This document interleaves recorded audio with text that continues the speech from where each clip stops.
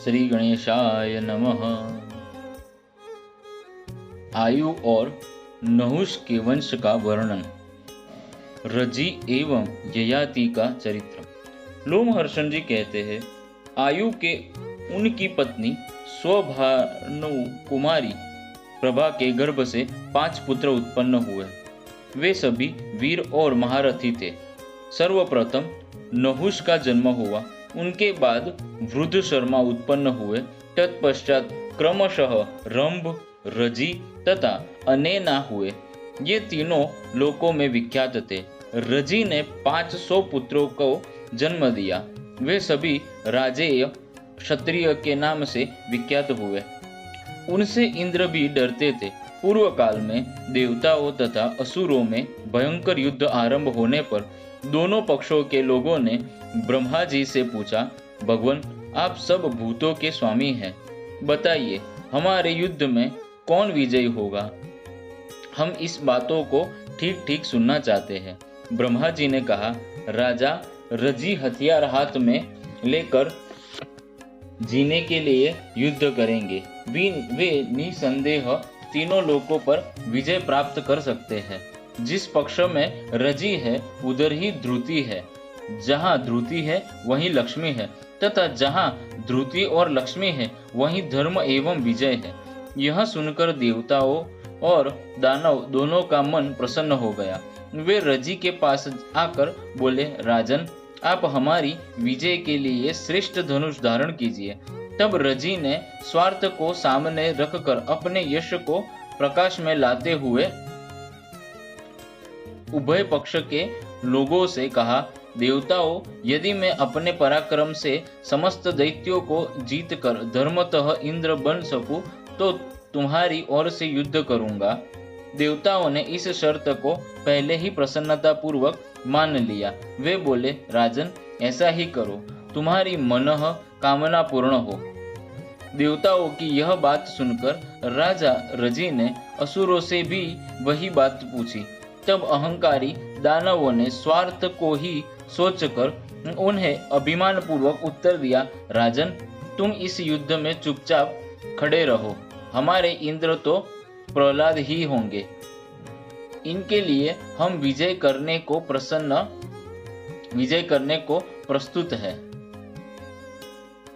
देवताओं ने फिर कहा, राजन, तुम दैत्य पक्ष को जीतकर देवेंद्र हो सकते हो। तब रजी ने उन सब दानवों का जो देवराज इंद्र के लिए अवध्य थे संहार कर डाला और देवताओं की नष्ट हुई संपत्ति को पुनः उनसे छीन लिया। उस समय देवताओं सहित इंद्र महाराज रजी के पास आए और अपने को उनका पुत्र घोषित करते हुए बोले, तात, आप निसंदेह हम सब लोगों के इंद्र हैं, क्योंकि मैं इंद्र आज से आपका पुत्र कहलाऊंगा। इंद्र की बात सुनकर उनकी माया से विच्छित हो राजा रजी ने तत्सु कह दिया। वे इंद्र पर बहुत प्रसन्न थे। रंभ के कोई पुत्र नहीं था। अब अनेना के वंश का वर्णन करूंगा। अनेना के पुत्र महायशस्वी राजा प्रतिशत्र हुए।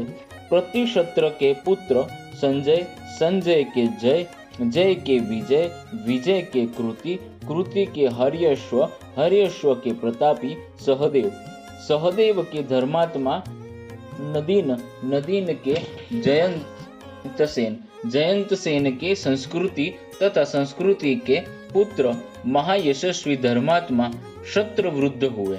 शत्रवृद्ध का पुत्र सूनहोत्र था। उसके काश, शल और घृतस्मद ये 3 परम धर्मात्मा पुत्र हुए। घृतस्मद के पुत्र शूनक थे। शूनक से शूनक का जन्म हुआ। शल के पुत्र का नाम अरिष्टसेन था। उनके काश्य हुए। काश्य के पुत्र का नाम काशिप हुआ।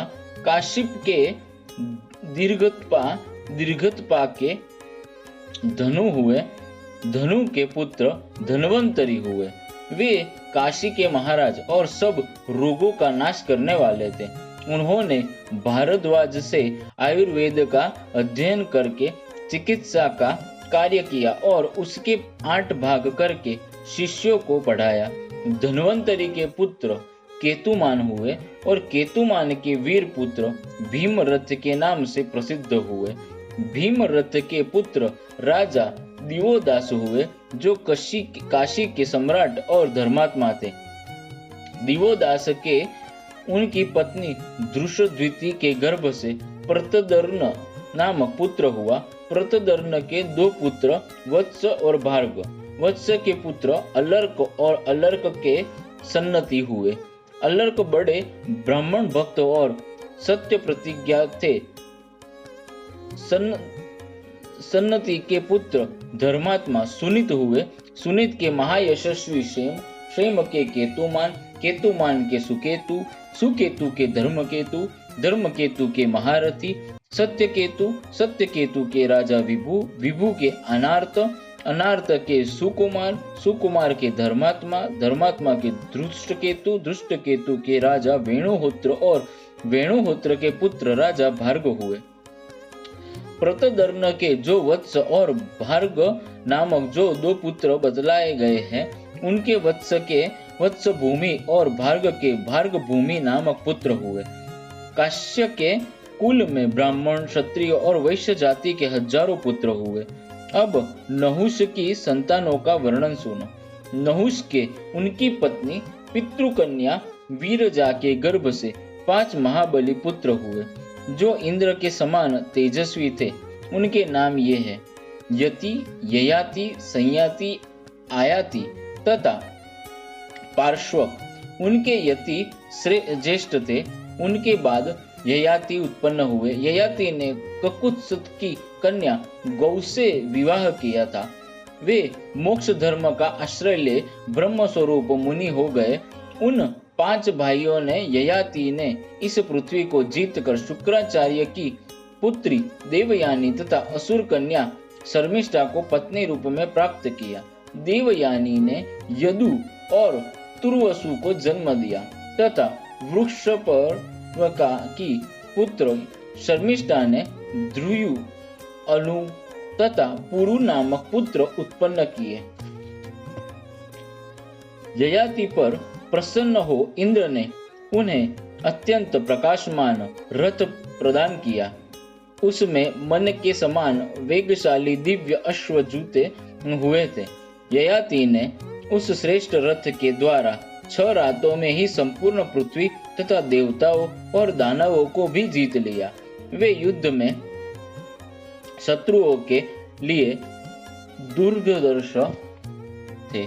समुद्र और 7 द्वीपों सहित समूची पृथ्वी को अपने अधिकार में करके उन्होंने उसे 5 भाग किया और उन्हें अपने 5 पुत्रों में बांट दिया। तत्पश्चात एक दिन उन्होंने यदु से कहा, बेटा, कुछ आवश्यकतावश मुझे तुम्हारी युवा अवस्था चाहिए। तुम मेरा बुढ़ापा ग्रहण करो और मैं तुम्हारे रूप से तरुण होकर इस पृथ्वी पर विचरूंगा। यह सुनकर यदु ने उत्तर दिया, राजन, बुढ़ापे में खान पान संबंधी बहुत से दोष है, अतः मैं उसे नहीं ले सकता। आपके अनेक पुत्र हैं जो मुझसे भी बढ़कर प्रिय है, अतः युवा अवस्था ग्रहण करने के लिए किसी दूसरे पुत्र को बुलाइए। ययाति बोले, ओ मूर्ख, मेरा अनादर करके तेरे लिए कौन सा आश्रम है अथवा किस धर्म का विधान है? मैं तो तेरा गुरु हूँ, फिर मेरी बात क्यों नहीं मानता? यो कहकर ययाति ने कुपित हो यदु को शाप दिया, ओ मूर्ख, तेरी संतति को भी राज्य नहीं मिलेगा। तत्पश्चात ययाति ने क्रमशः ध्रुयु, तुर्वसु तथा अनु से भी यही बात कही, परंतु उन्होंने भी युवा अवस्था देने से इनकार कर दिया। तब ययाति ने अत्यंत क्रोध में भरकर उन सबको भी पूर्वव्रत शाप दे दिया। इस प्रकार सबको शाप दे राजा ने अपने छोटे पुत्र पुरु से भी वही प्रस्ताव किया, वत्स, यदि तुम्हें स्वीकार हो तो अपना बुढ़ापा तुम्हें देकर और तुम्हारी युवा अवस्था स्वयं लेकर इस पृथ्वी पर विचरूं। पिता की आज्ञा के अनुसार प्रतापी पुरु ने उनका बुढ़ापा ले लिया ययाति भी पुरु के तरुण रूप से पृथ्वी पर विचरने लगे। वे कामनाओं का अंत ढूंढते हुए चैत्र रथ नामक वन में गए और वहां विश्वाची नामक अप्सरा के साथ रमण करने लगे। जब काम और भोग से तृप्त हो चुके तब पुरु के समीप जाकर उन्होंने अपना बुढ़ापा ले लिया। उस समय ययाति ने जो उदार प्रकट किया उस पर ध्यान देने से मनुष्य सब भोगों की औरों से अपने मन को उसी प्रकार हटा सकता है जैसे कछुआ अपने अंगों को सब और से समेट लेता है। ययाति बोले, भोगों की इच्छा उन्हें भोगने से कभी शांत नहीं होती, अपितु जिसे आग की भांति और भी बढ़ती ही जाती है। इस पृथ्वी पर जितने भी धान, जौ, सुवर्ण, पशु तथा स्त्रियां हैं, वो सब एक मनुष्य के लिए भी पर्याप्त नहीं है। ऐसा समझकर विद्वान पुरुष मोह में नहीं पड़ता।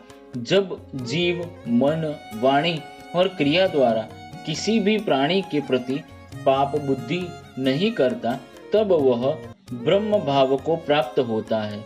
जब वह किसी भी प्राणी से नहीं डरता तथा उसे भी कोई प्राणी नहीं डरते, जब वह इच्छा और द्वेष से परे हो जाता है, उस समय ब्रह्म भाव को प्राप्त होता है। खोटी बुद्धि वाले पुरुष द्वारा जिसका त्याग होना कठिन है, जो मनुष्य के बूढ़े होने पर भी बूढ़ी नहीं होती तथा जो प्राणनाशक रोग के समान है, उस तृष्णा का त्याग करने वाले को ही सुख मिलता है। बूढ़े होने वाले मनुष्य के बाल पक जाते हैं, दांत टूट जाते हैं, परंतु धन और जीवन की आशा उस समय भी शिथिल नहीं होती। संसार में जो काम जनित सुख है तथा जो दिव्य लोक का महान सुख है, वे सब मिलकर तृष्णाशय से होने वाले सुख की 16वीं कला के बराबर भी नहीं हो सकते। यो कहकर राजऋषि ययाति स्त्री सहित वन में चले गए। वहां बहुत दिनों तक उन्होंने भारी तपस्या की। तपस्या के अंत में भृगुतुंग नामक तीर्थ के भीतर उन्होंने सद्गति प्राप्त की।